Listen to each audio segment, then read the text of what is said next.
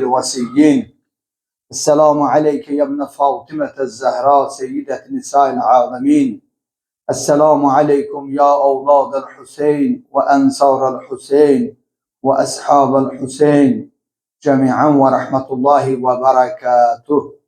فيا ليتنا كنا معكم فنفوز فوزا عظيما.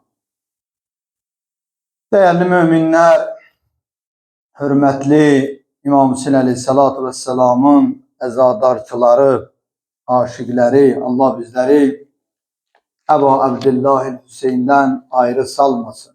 Artık Muharrem ayının 5. gününü yaşıyoruz. Demek olar bu 10 günün yarısını tamamlayırıq.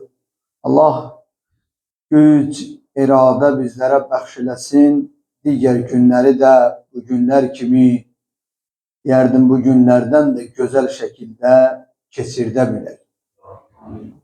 Biz artık neçə gündür bugünkü günlə bu ayə haqqında 4-cü gündür ve bugün bu ayə ilə tamamlayıram ki danışırıq. Allah Teala Səcdə suresinin 24-cü ayəsində imamların karar vermesi bizimden, yani bizim için imamlar karar vermesi ve imamların Allah tarafından tayin olunması ve imamların Allah'ın emriyle insanları hidayet etmesi ve imamların kamil şekilde səbretilmesi hakkında danıştı. Ayenin sonunda Allah Teala buyurur ki, öz ibaremizle desək, sade dillə Allah ayenin sonunda buyurur ki, mən o imamlar karar vermişəm ki, onlar bizim ayələrimizə yəqin ediblər. İnsan hayatında en büyük servet ne maldır, ne vəzifədir, ne de şöhrət. Bunlar hamısı bilirsiniz keçici şeylerdir. Vəzifə də, mal da, şan şöhrət də bir müddət mümkündür olsun ve bir müddətten sonra elimizden çıksın veya dünyadan köçək öz ahiret evimize, ama o işlerden hiçbir eser, əlamət qalmasın. İnsanın en büyük serveti hem dirilikte, yani dünyada yaşadığı müddette, hem de Allah'ın görüşüne, yani ölümden sonra da insan için en büyük servet Allah'ın tanınması ve ona karşı kamil ve sarsılmaz inamıdır. Bu mesele çok önemli meseledir. İnsan Allah'ı tanıyır, tanımaq da kifayət etmir. Tek tanımaq deyək, indi danışarıq. Allah'ı tek tanımaq her şeyin həllidir veya çıkış yoludur insan için. Xeyr, o kadar Allah'ı tanıyan insanlar var ama öz əməlləriyle bu dünyada cehennemi kazanırlar. Şimdi o kadar günah eden insanlar var. Biz onlara diyebiliriz ki onlar Allah'ı tanımırlar. Onlar Allah'ı tanıyırlar. Onlar kelime-i şehadeti değiller. Allah'ın tekliğine, peygamberin peygamberliğine iman bəsləyiblər, öz dilleriyle iqrar ediblər. Bu kifayət edir, xeyr etmir. Mütləq şekilde Allah'ı tanımaqdan sonra insanda bir kamil şekilde sarsılmaz bir inam olmalıdır. İnam. Buna dinde yəqin deyirlər. Yəqin. Mən Kur'an-ı Kerim'de yəqin hakkında axtarış elədim. Çox ayələr var. Hatta birçok ayələrin sonunda da Allah Teala insanların yəqin etmək hakkında qeyd edir ki, insan mümin gərək yəqin ilə. Məsələn, Bəqərə suresinin 4-cü ayəsində əvvəlində buyurur və bil axirətihim yuqinun. Mümin o şəxsdir ki, biri də sayır ki, mümin o şəxsdir ki, Allahın ayələrinə yəqini ola. Üzr istəyirəm, axirət gününə yəqini ola. Baxın, hamı Allahı tanıyır, amma bəzən insan Allahı tanımaqla öz həyatında onu nümayiş etmir, edə bilmir. Buna onun imanı az olduğu üçün zəmin yaranmır. Bunun üçün insan gərək Allahı tanısa, gərək onu nümayiş edə bilə. Mən Allahı nə qədər tanıyıram, nə qədər Allahı, belə deyək, Allah haqqında məlumatlıyam və Allahın verdiyi vədələr haqqında nə qədər inamım var. Əgər bir insan Allahı tanıyırsa, tanımaq öz yerində və yəqini olsa, baxın, günah edər. Mən demirəm, mənim yəqinim var. Biz də günahkar biriyik. Bizim də o qədər yəqinimiz yox. Yəni, nə mənada? Kamil o yəqin ki var, indi deyiləcək. O kamil yəqin yalnız məsumlara aiddir. Amma müəyyən qədər mömində də gərək o yəqin olsun. Mən dünən də, ya ondan qabaqki gündür danışdım. Elə insan var, namaz qılır, orucun tutmur. Niyə? Onun yəqini o qədər deyil. Orucun, Ramazan ayının nədən ibarət olduğunu, nə qədər fəzilətli olduğunu ona yəqini yoxdur. Yəni Allahın verdiyi o vədlər ki, Ramazan ayında qeyd edir, məsələn Qədr surəsində deyir ki, 1000 aydan üstündür. Onu dildə desək də, o adam desə də, qəbul eləsə də ona yəqini yoxdur. Yəqini olsaydı o Ramazan ayının bir anını belə boş buraxmayacaq.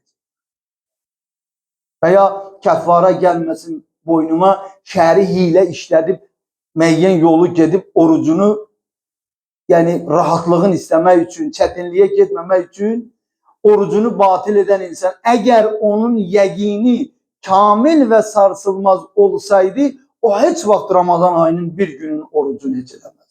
Və ya Allah vədə verir, yaxşılığın müqabilində mən cəə bil həsənə fələhu əşru əmsaliha. Hər kim bir yaxşı iş görsə, Allah onu 10 müqabilin verəcək.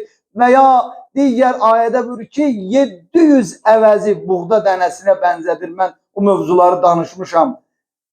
Bir insanın əgər yəqini olsa, inanın, o öz qazancının artığını Allah yolunda xərcləyəcək. Allah mənə onu qiyamət günü verəcək.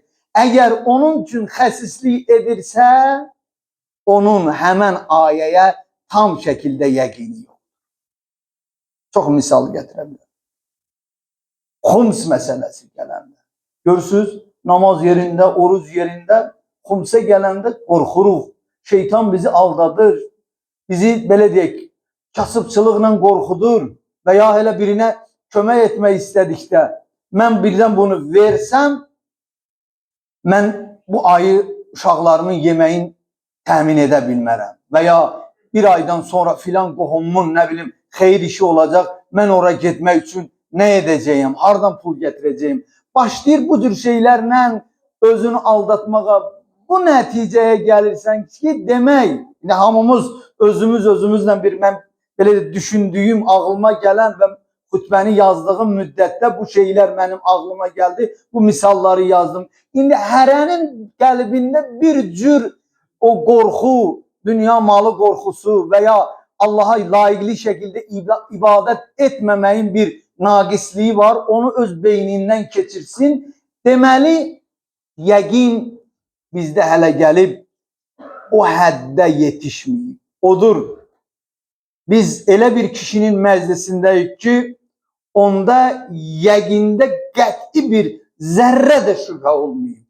Əgər bir kişinin məclisində bugün oturmuş isə, onun əməlində və yaşayışında, Allaha imanında, etiqadında, Allahı tanımaqda qətən bir zərrə şübhəsi olmayıbsa, Mümin, Müslüman, İmam Hüseyin Əzadarı, biz demirik səndə heç bir, məndə heç bir şübhə olmasın. Ama birçok şeyler var, ondaki Kur'an dəfələrlə eyni şeyi, yaxşılıqlar hakkında danışır. Ata-anaya bu cür xidmət eləsən, budur sənin mükafatın. Yetimə əl uzatsan, budur sənin mükafatın. Böyüyə ehtiram etsən, budur sənin mükafatın. Bunların hamısını əgər bilsən, onun əksini etməyəcəksən. Odur çalışmalısan ki, o boşluqları doldurasan. Allah Teala Kur'an-ı Kerim'de buyurur: İnnemel mu'minûnellezîne âmenû billah. Mümin o şəxsdir ki, Allah'a iman getirecek ve Resulihi ve onun Resuluna iman getirecek. Bakın, bayaq dediğim kimi ayeye dikkat etsek, tek Allah ve onun Resulüne iman getirmek kifayet etmiyor. Ayenin ardında ne diyor? Allah Teala ثُمَّ لَا يَرْتَابُوا. Sonra ise hiçbir şekke düşmediler. Yani düşmeyecekler müminler. Yani şüphe olmayacak. Onun yegini kamil olacak. Eğer senin yeginin olmasa, senin Allah'a ve onun peygamberine inamın naqisdir. Çünkü o Allah o şeyler hakkında vədə verir. O Allah'ın Resulü o şeyler hakkında vədə verip sen tereddüt edirsən. Görəsən həqiqətən bir yaxşılığın 10 mükafatı var ya yok. Görəsən Allah vədə verip həc kılan adamın ne bileyim bütün xərclərini özüme zamin dururam. Veya diğer işlere Allah deyir ki ben özüm zamin dururam o işlere. Ama sende bir şüphe, kurban kesmek lazımdır. Allah deyir kesilen kurbanı hatta borcla olsa alsan kessen ben zaminəm ki o borcu rahatlığına vereceksen. Veya övlad için xeyri iş görürsen, sen o işi görürsen Allah deyir ben o şeye zamin dururam. Ama sende bir şüphe yaranır. Hakikaten Allah zamin durur. Deməli sen hele Allah'a ve peygambere kamil şekilde iman beslememişsin. İmam Bakir aleyhissalatu vesselam buyurur: La yestegirrul imanu fi kalbi abdin hatta yekuna yeginehu agva min şekkihi. Bir bendenin kalbinde iman sabit olmaz ta ki onun yegini şüphesine güc gelsin. Yani benim kalbimde bir şüphe var ama benim yeginim bana o güc gelir o şüpheye ki şeytan beni aldadır. Allah bu vədəni verip, peygamber bu vədəni veripse ben niye şüpheye düşmedim? Eğer bu yegin senin şüphe ve güc gelirse demeli senin imanın o müsteger olan imandandır. Yani kararlaşan imandandır. Yok. Eğer o cür değilse şüphe yegini üsteliyirse, senin canında bir korku varsa, bir nefer senin için həcdən danışa bilər, pulun da var, müəyyən qədər, razılaşırsan, bəli, gedərəm həccə. Ama ondan ayrılandan sonra burada özünü aram edirsən. Ayrılandan sonra korku düşür canıva. Pulu verərəm sonra ne yiyəcək? Veya diğer işler. Yani tekrar eyni şeyi danışmak istəmirəm. Ama buna deyilir müstəvdə iman, oynayan iman. Adi bir şey senin kalbinden o imanı çıkardacak. Adi bir şüphe, bir korku. Görürsünüz kişi bir ömür 30 yıl, 40 yıl Peygamber Əhl-i Beytine məhəbbəti olub, gedib Kərbəlaya ziyaret edib imamı, onun kalbinde olan iman müsteger olmadığı için, şüphe yeginden çok olduğu için gedib olub Vəhabi, ne bileyim başka bir əqidədə. Niye? Çünkü iman yegin şüpheden azdır. şübhə yəqini üstəlik. Odur. İmam Baqir Aleyhisselatü Vesselam buyurur ki, bəndənin qəlbi o vaxt qəlbində iman sabit olar ki, onun yəqini şübhəni üstələsin. Sonra buyurur ki, və təvəkkuluhu əstəqə min tədbirihi li nəfsihi. Müminin qəlbində iman ikinci şərti budur ki, o halda sabit olar ki, Allaha təvəkkülü öz planlarından daha doğru olmasıdır. Bir var, özün üçün plan cızırsan, qurursan, bu işi görürsən, bir də deyirsən ki, Allaha təvəkkül edirəm, inşallah Allah bu yolu açar mənim üçün. Amma Allaha təvəkkülün sənin qəlbində olan arzu və planlardan azdır. Sənin qəlbində olan plan, arzu çoxdur. Allaha olan təvəkkülün azdır. Bu halda əgər iman olsa, o iman naqis imandır. İstədiyin an sürüşə bilərsən. O görsənə üzr istəyirəm. Birinin ayaqqabının altı düz olanda adı bir sürüşkən yer olan kimi yıxılır verirsə. Əgər birinin ayaq tutan yeri möhkəm olsa, nə qədər sürüşən yerdə olsa orada yıxılmaz, sürüşməz. Zəif imanı olan insanlar da o cürdür. Onların imanı möhkəm deyil. Adi bir şey onları sürüşdürüb, yıxılıb əqidəsini, dinini, düşüncəsini, Allaha və onun peyğəmbərinə olan imanını dəyişə bilər. Əmirul Müminin Həzrəti Ali Aleyhisselam buyurur ki, yəqin 4 sütun üzərində qurulub. Əgər bu 4 sütun olmasa, yenə də sənin imanında bir boşluq yarana bilər. Birincisi, dərin düşüncə və ayıqlıqla görməkdir. İnsan bir düşünməlidir.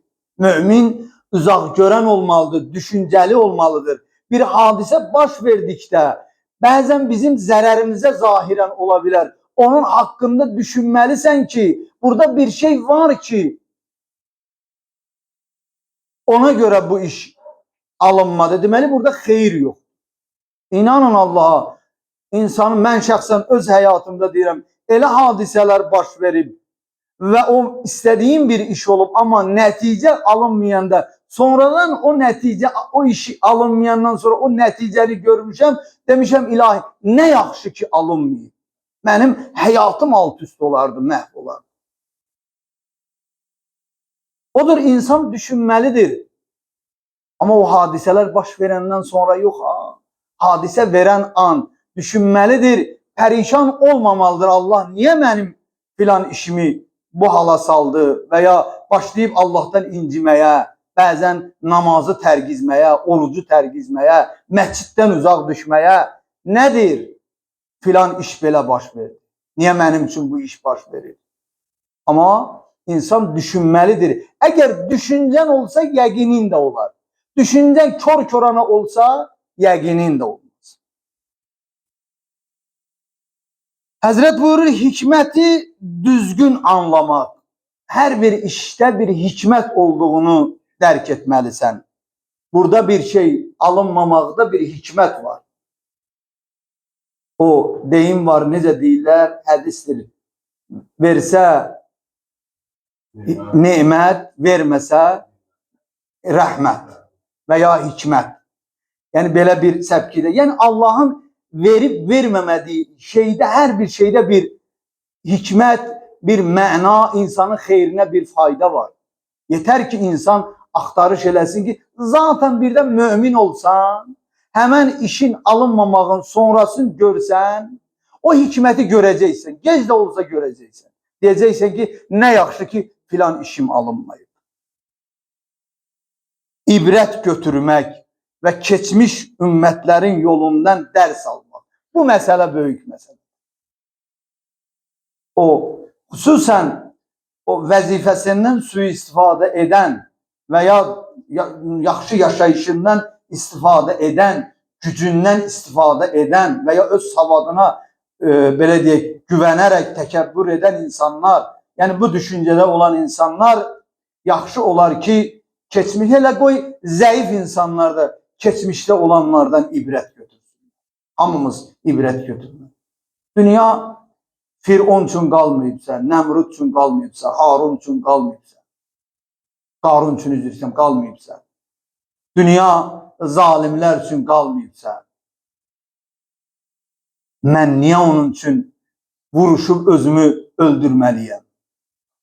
Niyə onun üçün qardaşımla düşmən olmalıyam? Niyə onun üçün ailəmdə düşmən olmalıyam? Niyə onun üçün dostumla düşmən olmalıyam? Niyə ona görə qonşumla düşmən olmalıyam? İnsan gərək ibrət götürsün. Öz kəndində, öz qohumların içində mümkündür bu şey olsun. Görürsünüz, həmişə özünü düşünən insan, həmişə öz qarşısında zəif olanları əzən insanın sonuna bir baxın və onlara baxmaqla ibrət götürmək lazımdır keçmişdə. Həzrət buyurur, kim düşünərsə görər, kim görərsə bilər. Hədisin ardında buyurur. Kim bilərsə tanıyar, kim tanıyarsa yəqin əldə edəcək. Deməli, mərtəbədir. Birinci düşünmək lazımdır, sonra görmək lazımdır, görəndən sonra bilmək lazımdır, biləndən sonra tanımaq lazımdır və sonunda yəqin əldə olunmalıdır. Peyğəmbər Əkrəm buyurur, səbr imanın yarısı, amma yəqin isə imanın hamısıdır.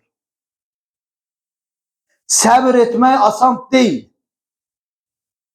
Səbr etmək üçün insanın gərək yəqini ola. Biz dünən səbr haqqında danışdık. Əgər bir insanın yəqini olmasa, o səbr edə bilməz. Əgər Allah buyurursa, İnnallaha ma'as-sabirin, Allah səbr edənlərləndir. Əgər sənin bu ayəyə yəqinin olsa, səbr edə bilərsən. Yəqinin olmasa, Allaha nasazalar da edə bilərsən. Kafir də ola bilərsən. Allaha belə deyil, təhqir də edə bilərsən. Amma yəqinin olsa, Allah səbr edənlər haqqında nələr deyir? Estə'inu bis-sabri və-s-salah. Allahdan namaz və səbr vasitəsilə istəyin. Yəni səbrlə bir şey əldə edə bilərsən. Bunun üçün də gərək səndə bir iman, bir yəqin olsun ki, səbr edə biləsən.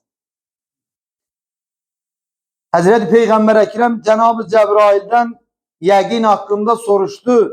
Dedi, qardaşım Cəbrail, yəqini necə mənim üçün vəsf edərsən? Əlbəttə, Peyğəmbər Əkrəm bilirdi. Amma bizim üçün bu məsələni asan eləsin, başa düşək, Peyğəmbər izah eləməyin istədi və biz onu başa düşək. Cənab-ı Cəbrail buyurdu, ey Allahın Rəsulü, ey aləmlərin rəhməti, yəqin odur ki, mömin şəxs hər əməli edəndə Allahın onun gördüyünü bilsin. Baxın, günah etməməyin əsas, belə deyək, etməmək üçün əsas o dayaq yeri bu məsələdir. Bir insan əgər bilsə ki, mənim dostum, qonşum, qohumum mənim pis iş gördüyümü görər, onu görər, o işi görər. Yox. Deməli, bilirsən, o görür, etmirsən. Amma indi bir insanda yəqin olar, mənim hər gördüyüm işi Allah görürsə, insan günah etməz. İnsanı birinci xilas edən budur. Yəqin, yəni insan yəqin edir ki, Allah görür. Deməli, biz, elə özümü də deyirəm, əgər günahı rahatlıqla edə biliriksə, hələ Allah haqqında yəqinimiz kamil deyil, mənim əzizlərim. Buyurur ki, yəqin odur ki, mömin şəxs hər bir əməli edəndə Allah onun gördüyünü bilsin. Əgər özü Allahı görmürsə, Allahın onun gördüyünə yəqini olsun. Başına bir iş gəlsə, bilsin ki, bu iş mütləq olmalıymış. Burada bir xeyir var. Bunu əgər Allah edibsə, indi deyəcək İmam Hüseyin əleyhissalam, necə yəqin edib? Bu olmalıydı.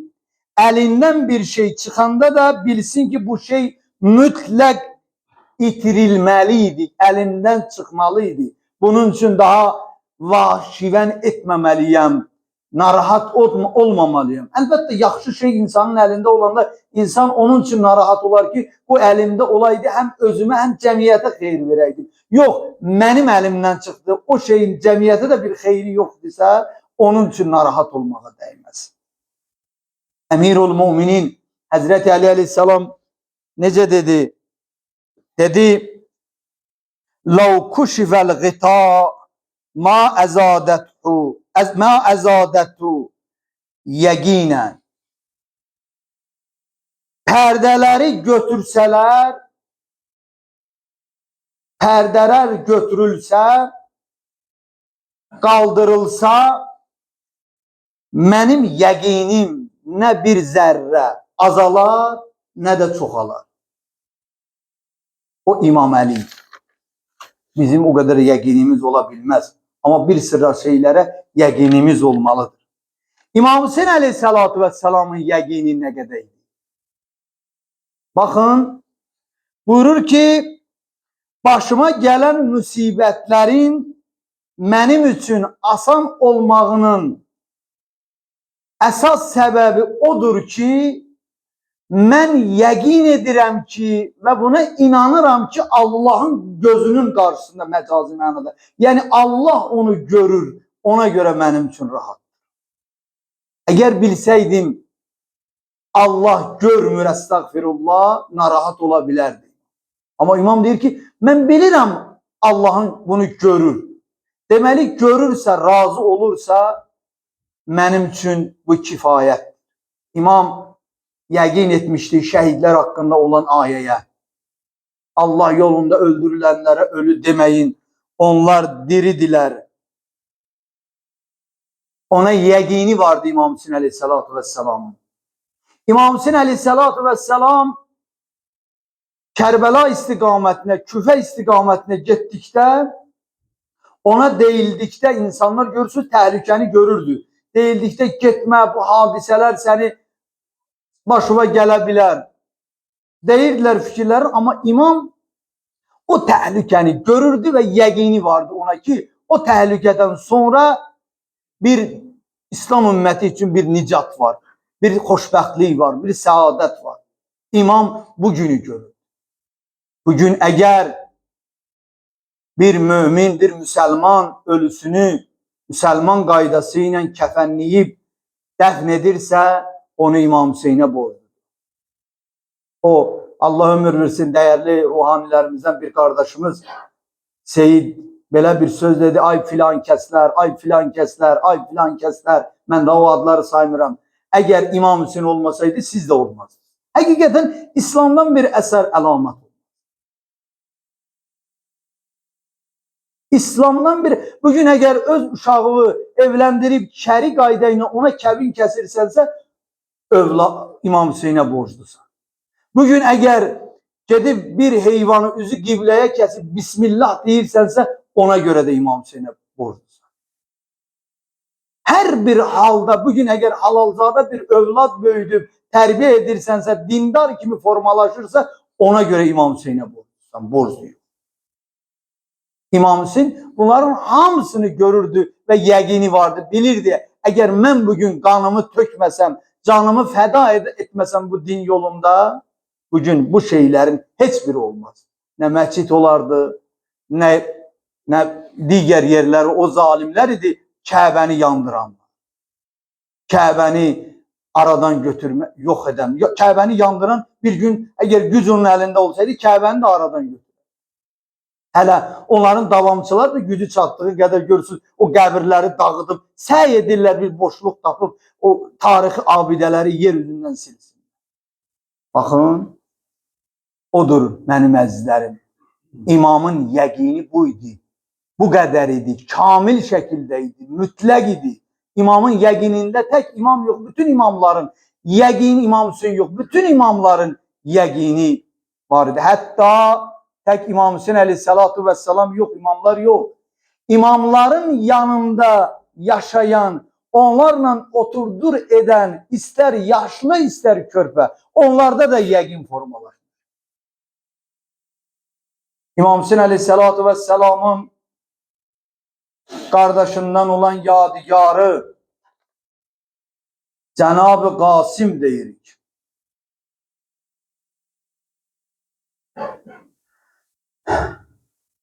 Bilirsiniz, bir insanın kardeşinden ona bir emanet qala veya bacısından bir emanet qala, əzizindən ona bir emanet qala, necə çalışarsan onu qorumağa? O emanet üzrə onun ciğer parəsi ola, onun övladı ola.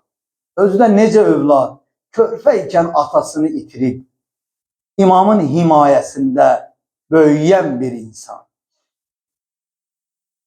Həzrəti Qasim 13-14 yaşında Kərbəlada düşmən tərəfindən kobudcasına, vəhşicəsinə şəhid edildi.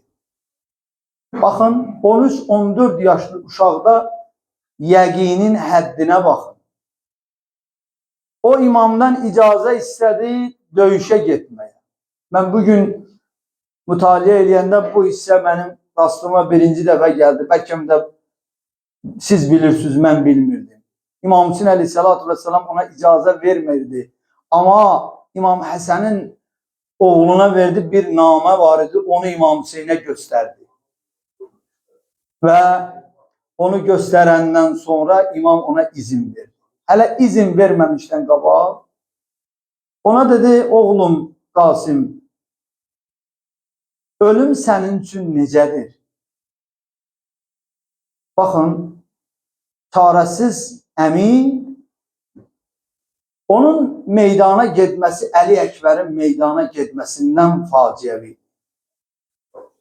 Çünki Əli Əkbər bir gənc, bir cavan idi. Özü də imamın öz oğlu idi. Ama Cenab-ı Qasim kardeşinden yadigar, həddi buluğa çatmayan bir körpəydi. Onun tarixdə meydana getməyin bilirsiniz, necə təsəvvür edirlər, yazırlar. Deyir, gedə-gedə, meydana gedə-gedə qılıncı yerə sürünürdü. Yəni o qədər boyu balaca idi. İmam Hüseyin Aleyhisselatü Vesselam ona imamdan izin istediydi. İmam ona dedi, oğlum Qasim, ölüm senin üçün necədir? Dedi, əmican, ölüm mənim üçün baldan şirindir. Baxın, yəqinə baxın. Bizim ölümə nə qədər yəqinimiz var, nə qədər onun gözləntimiz var. Bizim üçün ölüm nə qədərdir? Ama 14-13 yaşlı uşaq dedi, mənim üçün baldan şirindir. İmam Hüseyin Aleyhisselam ondan sonra ona izin verdi ve meydana gitti. Meydana gedəndən sonra düşmən onu yaraladı ve attan yere yıktı. Atların ayağın altında kaldı ve imamı əmisin çağırdı. Əmi can, yandım, əmi yandım.